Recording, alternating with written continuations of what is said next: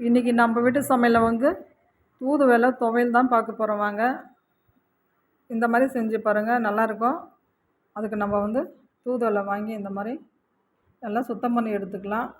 அது மேலே வந்து முள்ளாக இருக்குது இல்லைங்களா, அதெல்லாம் நம்ம வந்து சுத்தம் பண்ணி எடுத்துக்கலாம். இது வந்து உடம்புக்கு ரொம்ப நல்லது, சளி இரும்பலுக்கெலாம் நல்லது.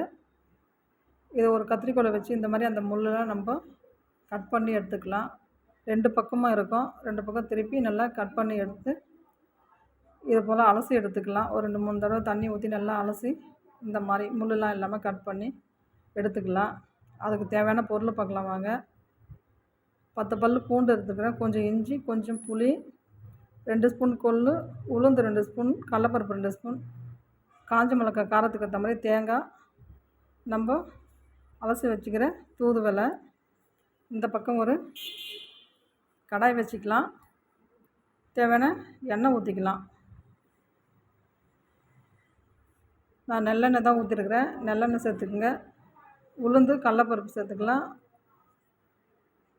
கொள்ளு சேர்த்துக்கலாம், பூண்டு இஞ்சி சேர்த்து நல்லா இந்த மாதிரி வதக்கிக்கலாம். அது கொஞ்சம் கலர் மாறினவுடனே காஞ்ச மிளகாய் சேர்த்துக்கலாம், காரத்துக்கு ஏற்ற மாதிரி சேர்த்துக்குங்க. தேங்காய் கொஞ்சம் சேர்த்து நல்லா வதக்கி விட்டுக்கலாம். நம்ம அலசி வச்சுக்கிற தூதுவளை அதை சேர்த்துக்கலாம்.